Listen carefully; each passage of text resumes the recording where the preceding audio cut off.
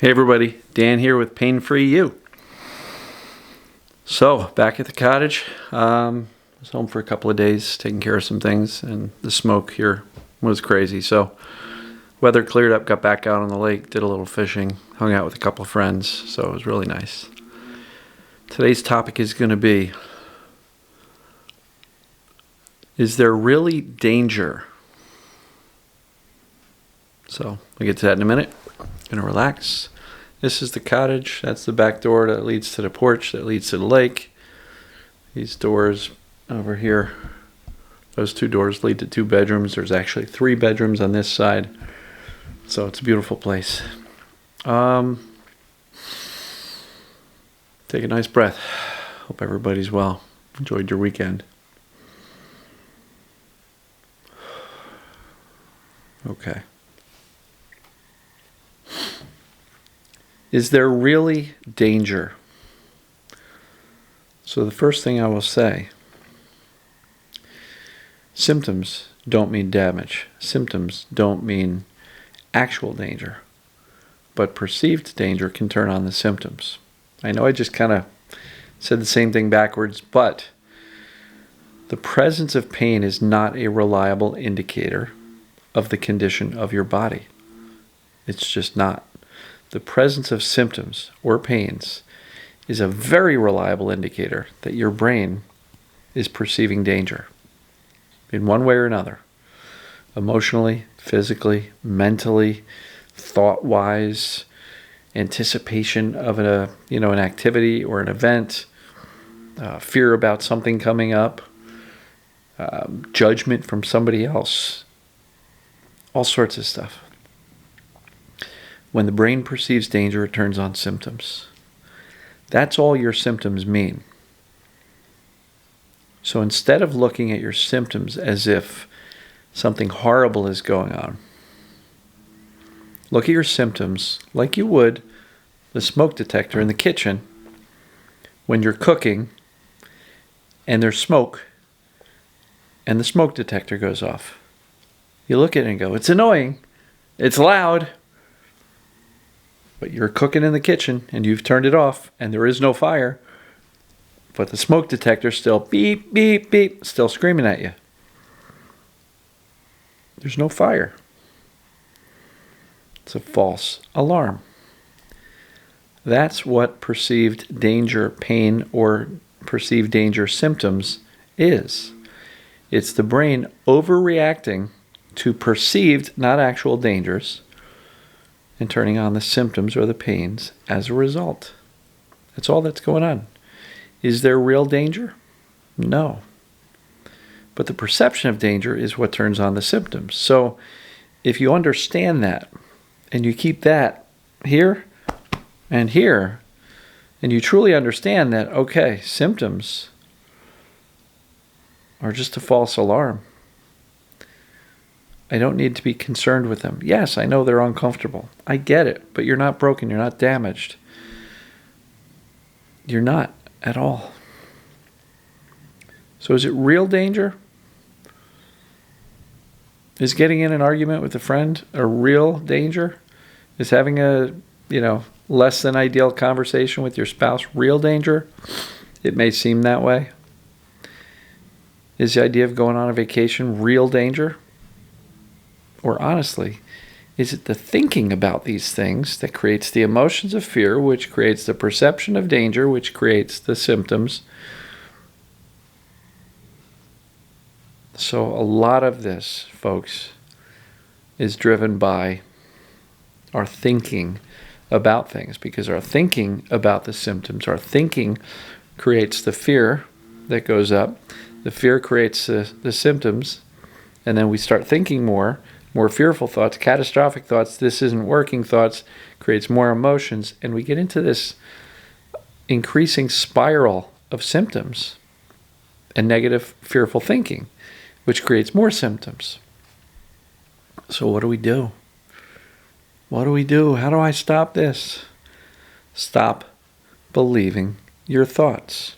Interrupt them. Did a video within the past 2 weeks called Pattern Interrupt.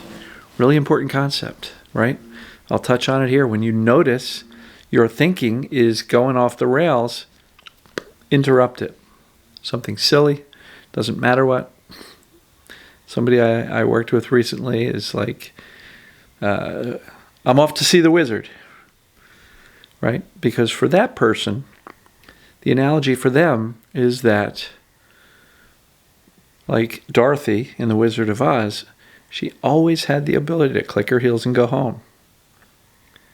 You have the ability to teach your brain I'm okay, which is the essential click in the heels, and go home to I'm actually all right, right?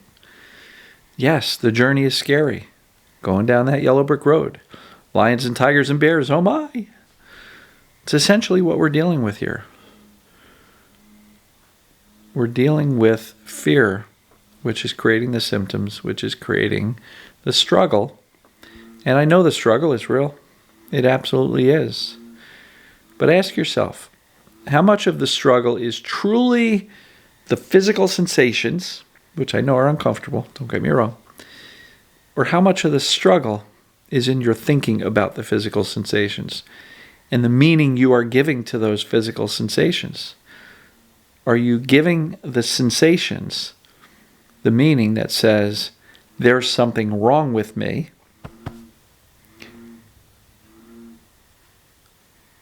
Are you giving the meaning that I'm in trouble and I'm going to be this way forever?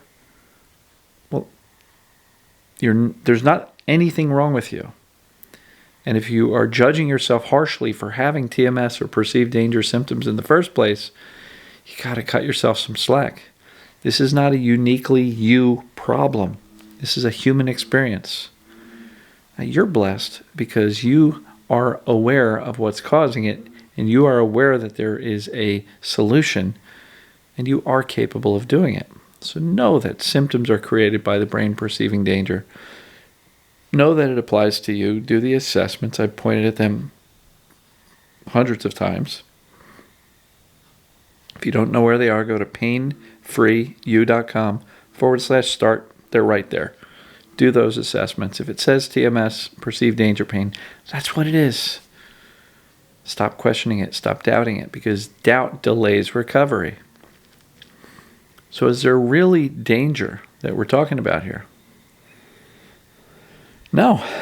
And I did just say that oftentimes the struggle starts with our thinking. But I don't want you to become afraid of your thoughts. I want you to notice them and disregard the ones that are not true and not beneficial.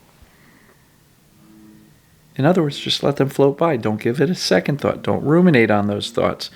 Don't feel like you've got to fix those thoughts. Because trying to fix a thinking problem with more thinking, because you think you've got a thinking problem, so you got to fix it with more thinking, you're spinning.